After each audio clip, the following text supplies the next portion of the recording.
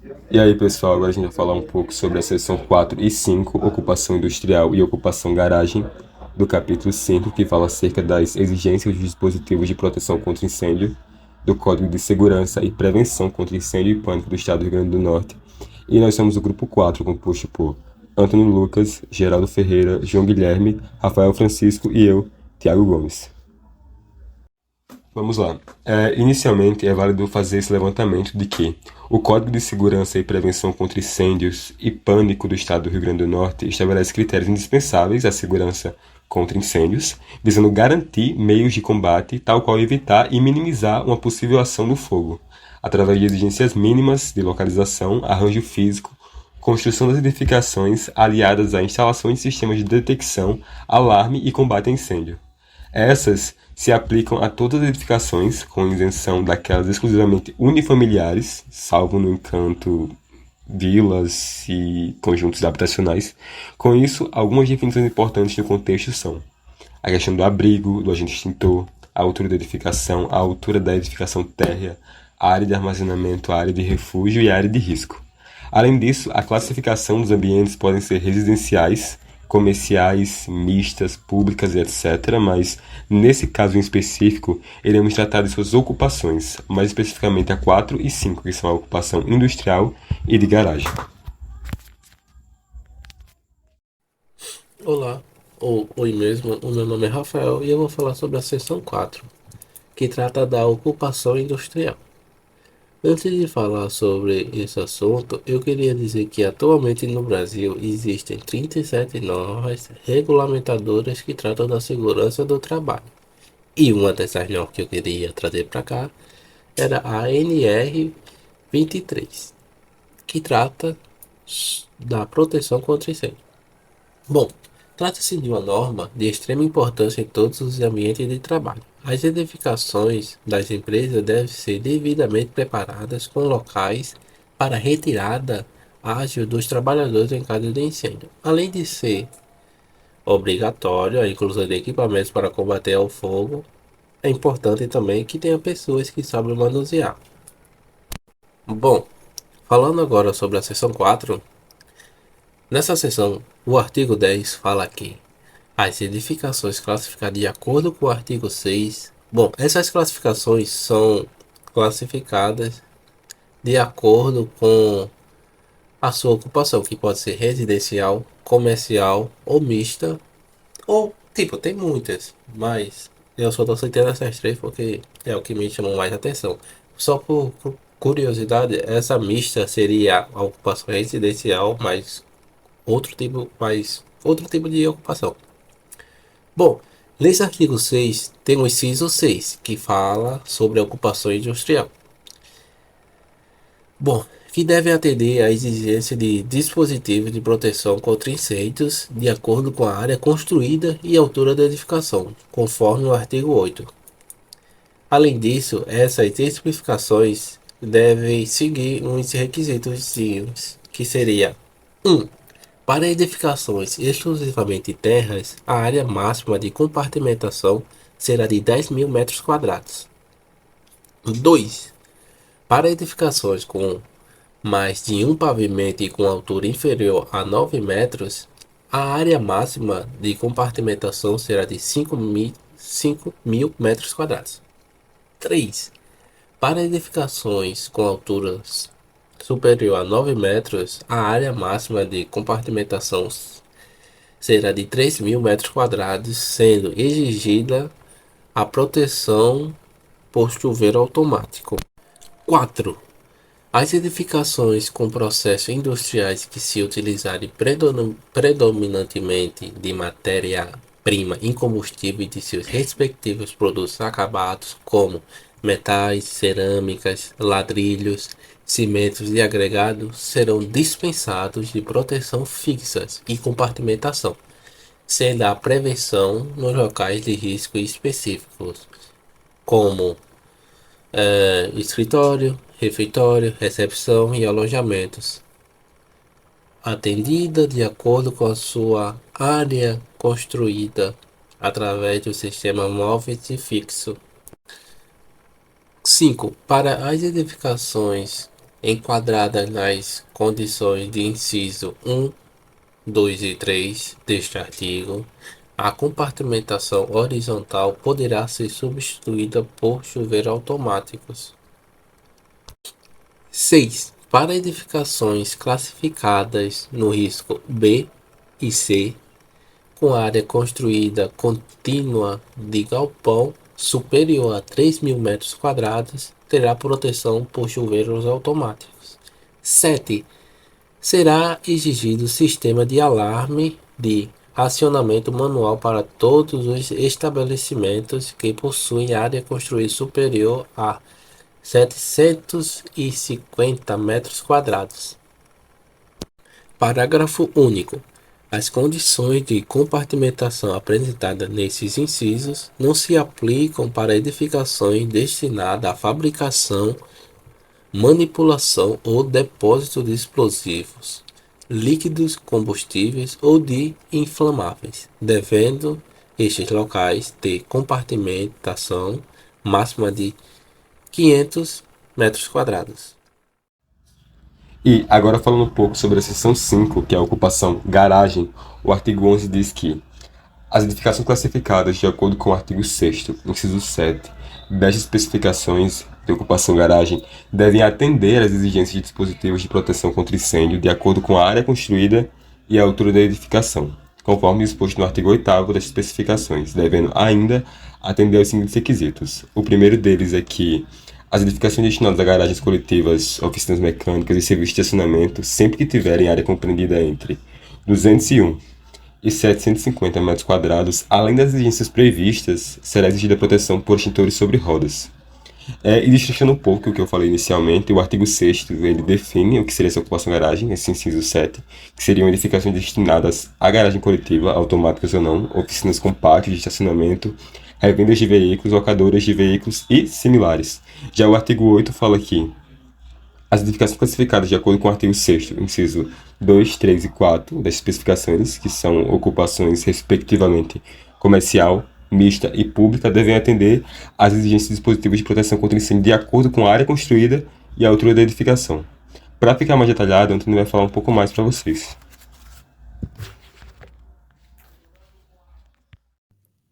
Desse modo, os equipamentos de proteção serão determinados pelo artigo 8 das especificações, através de informações como a altura e a área construída do ambiente. Em primeiro lugar, temos as edificações com altura inferior a 6 metros e com área construída inferior a 750 metros quadrados, que, por norma, é obrigatória a prevenção fixa, através de hidrantes, a prevenção móvel, através de extintores, a sinalização, com as de saída de emergência de escada e uma escada convencional. Em segundo lugar, temos as edificações com altura inferior a 6 metros, mas com área construída superior a 750 metros quadrados, que trazem por obrigação a prevenção fixa através de hidrantes, a prevenção móvel através de extintores de incêndio, a sinalização, a escada convencional e a instalação de um hidrante público, o que facilitará a atuação do Corpo de Bombeiros em caso de alguma emergência.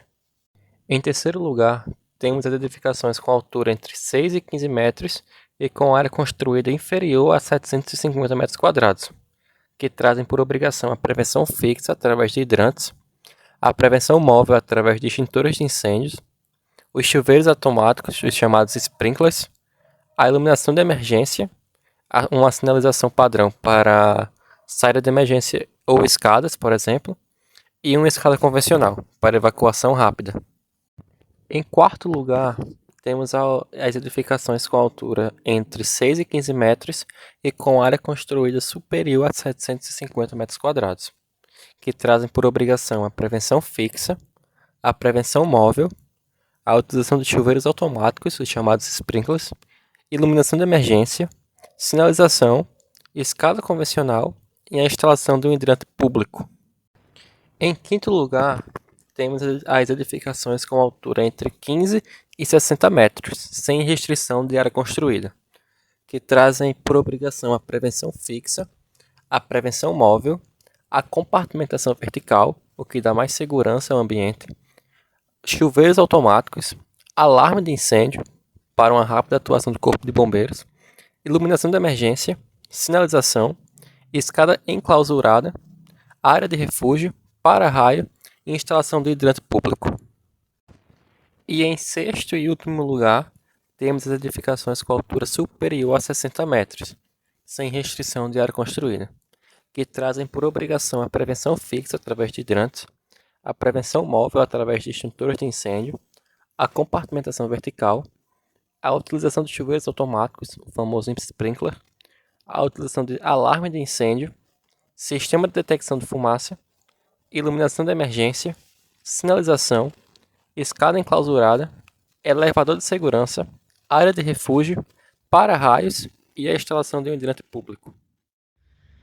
Bom, agora a gente vai falar mais detalhadamente sobre alguns dos dispositivos presentes no artigo 8º.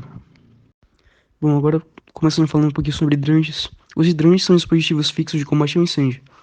Eles são equipamentos que são alimentados por um reservatório e são responsáveis pela distribuição de água com pressão e vazão estabelecidos de acordo com as adequações de edificação para o combate após o início do incêndio. Entre os principais tipos de hidrante estão os hidrantes de coluna, o hidrante público, ou de solo, o hidrante de parede, o hidrante de recalque e o hidrante industrial. Os sprinklers, ou chuveiros automáticos, possuem essa denominação por causa da sua característica primordial, que é a dispersão da água de cima para baixo, obedecendo a um formato de guarda-chuva. Eles são geralmente instalados em edificações de grande porte e têm como objetivo o combate ao incêndio por área de cobertura. São dispositivos que, a depender do tipo, são acionados por meio de termosensores, que captam a variação de temperatura com apenas ampolas de vidro e liberando o líquido extintor. Os tipos de sprinklers mais usados são o de tubo seco, o tubo molhado, o sistema de ação prévia e o dilúvio. Os extintores são equipamentos portáteis de combate ao incêndio no fogo. Eles obedecem a uma série de recomendações em sua instalação para um melhor aproveitamento do seu desempenho. O seu principal objetivo está em evitar o alastramento do fogo durante o princípio de incêndio. Eles são alimentados por diferentes agentes extintores, como água e espuma, adequando-se a cada natureza de incêndio, sendo divididos em classes, que vão de A até F. Agora falando sobre o mecanismo estrutural, a gente pode falar um pouco sobre a compartimentação vertical, que é um tipo de mecanismo que visa impedir o alastramento do fogo dentro de um edifício no sentido vertical, evitando que se propague entre os pavimentos elevados consecutivos. A compartimentação vertical é composta por alguns elementos construtivos ou de vedação, entre eles o entrepiso corta-fogo, paredes de compartimentação, selos corta-fogo, dampers, vedadores corta-fogo e cortinas corta-fogo.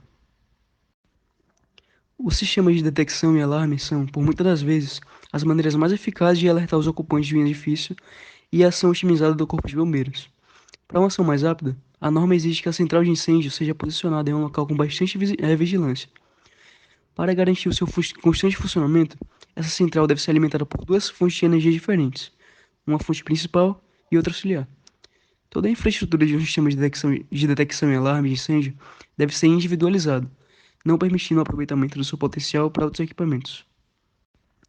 A iluminação de emergência configura um sistema que permite a orientação visual dos ocupantes de determinado edifício para a saída desse em caso de falta de energia ou incêndios, por exemplo. Além de permitir a desocupação da área em caso de sinistro, garante uma ordenação e a desobstrução do ambiente para equipes de resgate, como o Corpo de Bombeiros. Basicamente, existem dois tipos de iluminação de emergência.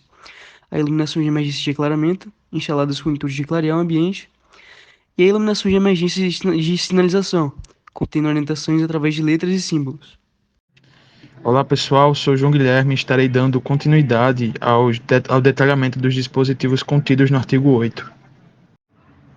Bom, falando agora sobre os para-raios, nós temos que ele é um sistema de captação que tem por objetivo interceptar, carregar, levar a descarga elétrica atmosférica até a Terra, para que daí essa energia seja dissipada. E os para-raios, eles têm que, para que ele cumpra a sua função, eles têm que ser instalados no ponto mais alto dos edifícios ou da estrutura a fim de protegê-las, né? Deste modo, captará a descarga elétrica do raio, né? E permitirá um caminho seguro da corrente até a Terra. E os elementos que compõem esse sistema é justamente o sistema de captação, né, o para-raios com dispositivo de ionização ou pontas Franklin e malhas, os condutores de baixada, redes de terra, proteção contra sobretensões e outras medidas que minimizam esses efeitos destrutivos do raio. Dentre os efeitos que os raios podem causar, temos os efeitos elétricos, né? São destruições de equipamentos, elevação do potencial de terra e geração de sobretensões que podem danificar os equipamentos ligados à rede elétrica, né? Além disso, os efeitos térmicos, como é o caso de incêndio, porque a formação de faísca e a dissipação de calor por efeito de Joule pode provocar esses incêndios, assim como efeitos eletrodinâmicos, efeitos sobre pessoas e animais, efeitos de indução, etc.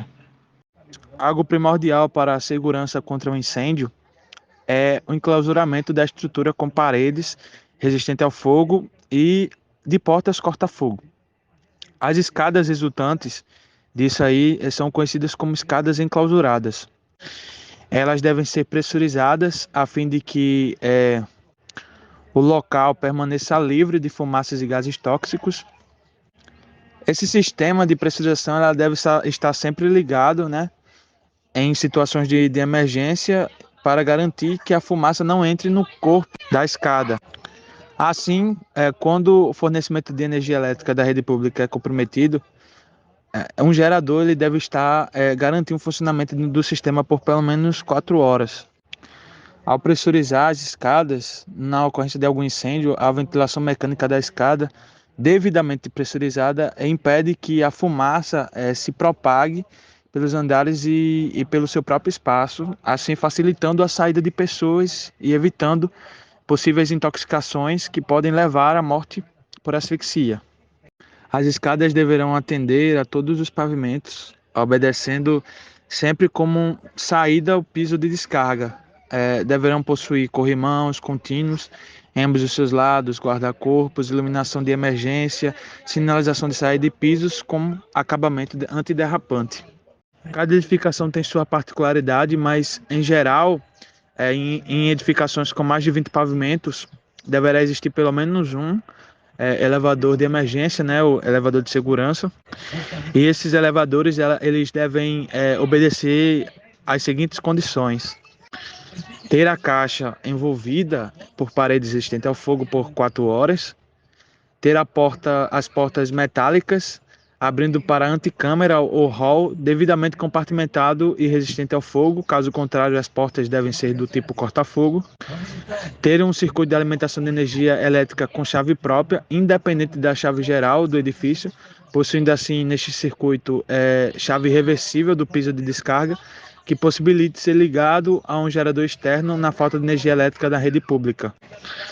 Ter a condição, né, a indicação da posição da cabine e nos pavimentos, ter iluminação de emergência, possuir painel de comando que possibilita a qualquer momento a localização dos elevadores e a neutralização de outras chamadas.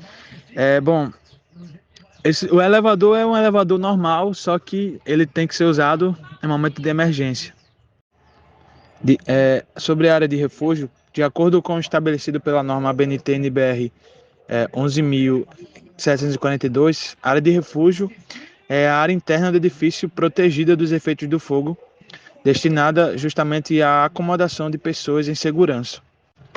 O objetivo dessa área é manter as pessoas em segurança, né, por um certo tempo, para que daí elas evacuem e, como nós vemos na imagem, fica no ponto central, né, onde tem saídas de emergência, elevadores de emergência, entre outros.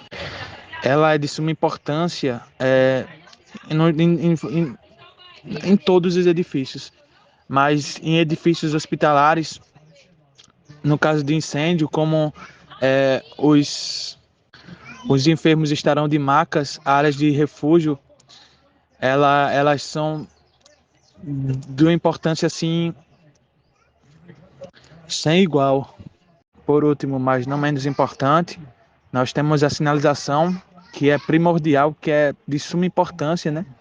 E a sinalização de emergência ela trata de uma medida de proteção ativa contra os incêndios e a sua principal finalidade é reduzir o risco de ocorrência de incêndio e garantir a evacuação de um edifício em segurança quando este estiver em risco, né? Para que ela seja eficaz, a sinalização de emergência ela deve avisar os riscos existentes, né, direcionar as ações de combate e auxiliar a localização dos equipamentos, assim como as rotas de saída para o abandono seguro da edificação em caso de incêndio. E a sinalização de emergência faz uso de símbolos, mensagens e cores que devem ser colocados convenientemente no interior do edifício e das áreas de risco. Existem dois tipos de sinalização que podem existir dentro das empresas de construções variadas, que seriam a sinalização básica e a sinalização complementar. A sinalização básica trata de um conjunto mínimo de sinalização que uma edificação deve apresentar, né? Constituídos assim por 4 categorias, que seria a sinalização de proibição, ou seja, a inibir ações que conduzam ao início ou à evolução do incêndio, no caso das que são dos locais que são proibidos o fumar cigarro, né? De alerta, avisos sobre áreas e materiais com potencial de risco, né? A gente vê isso muito em caminhões que levam gases inflamáveis, da orientação, indicação das rotas de saída, né? Equipamentos, onde demonstra os tipos de equipamentos de combate a incêndios e alarme e sua localização. Isso tudo que eu falei, a sinalização básica. Já a sinalização complementar é um conjunto de sinalização composto por faixas de cor ou mensagens complementares à sinalização básica. Essas sinalizações elas podem ser setas indicando a direção que deve ser tomada na rota de saída, placas mostrando a existência de obstáculos ou até sinalizações do chão e mensagens com textos que indicam riscos ou locais de fuga. Bom, isso é tudo. Muito obrigado pela atenção. Portanto, esses são alguns dos cuidados necessários compreendidos normativamente para a segurança dos indivíduos. O Código desenvolve outros pontos extremamente relevantes que devem ser observados e aplicados, dispostos em diversos capítulos, situações e seções, como citado lá no início, e então somente assim poderemos criar um ambiente funcional, seguro e qualificado. É isso, obrigado.